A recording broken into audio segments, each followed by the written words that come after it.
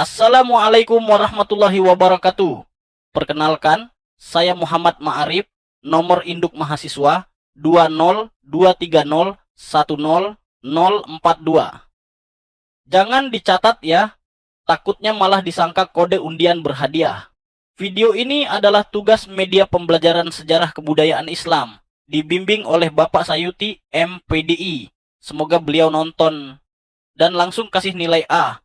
Amin. Judulnya, Gaya Kepemimpinan Umar bin Abdul Aziz, pemimpin adil yang dirindukan umat. Kita mulai. Siap-siap, jangan kedip, karena kisahnya luar biasa.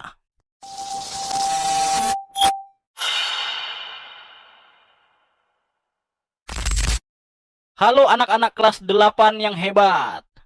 Hari ini kita akan belajar tentang salah satu pemimpin Islam yang sangat luar biasa, yaitu Umar bin Abdul Aziz. Ia dikenal sebagai khalifah yang adil, sederhana, dan sangat dekat dengan rakyatnya.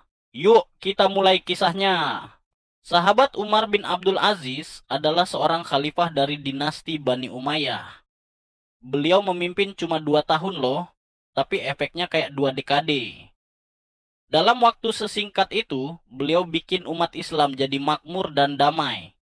Beliau lahir tahun 682 Masehi, dan dari kecil sudah dikenal jujur, lembut, dan sangat takut kepada Allah.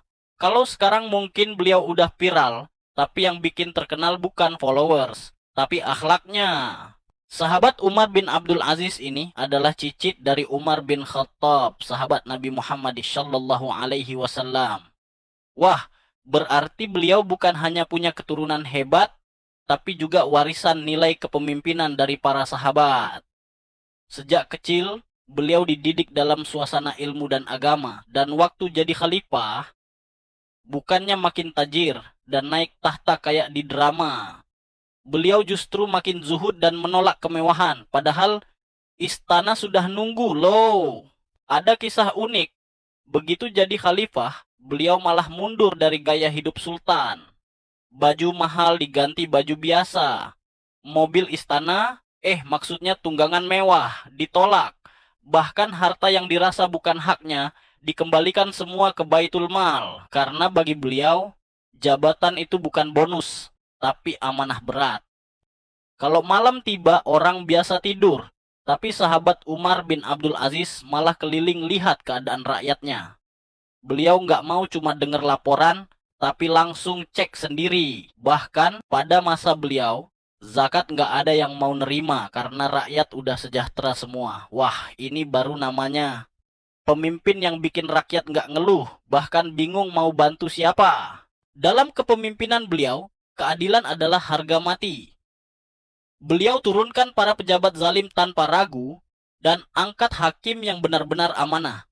Beliau nggak takut kehilangan jabatan, yang beliau kejar cuma satu, ridha Allah subhanahu wa ta'ala. Dan itu beliau buktikan, bukan cuma dijanjiin pas kampanye. Hahaha.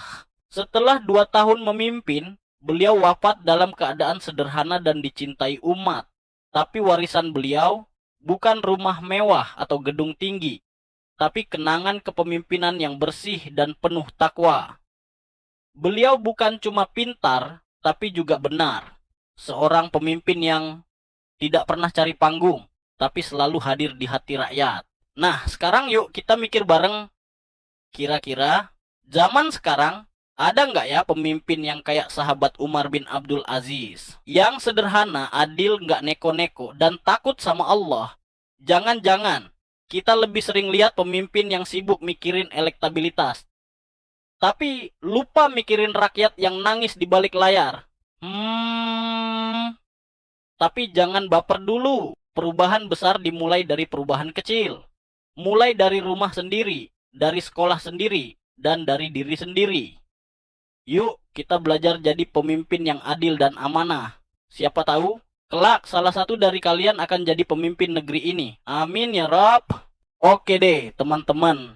Terima kasih banget udah nonton sampai akhir. Kalau ada suara yang agak cempreng atau narator yang ngelantur dikit, ya anggap aja itu fitrah manusia, hehehe.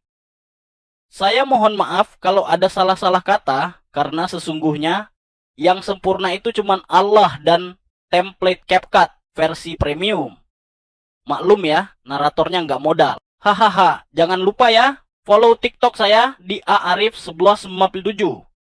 Biar kalian nggak ketinggalan konten-konten edukasi seru lainnya. Kalau bukan kita siapa lagi? Kalau bukan sekarang kapan lagi? Kita belajar sambil ketawa, tapi ilmunya tetap nempel di kepala. Oke, semoga bermanfaat. Sampai jumpa di video selanjutnya. Wassalamualaikum warahmatullahi wabarakatuh.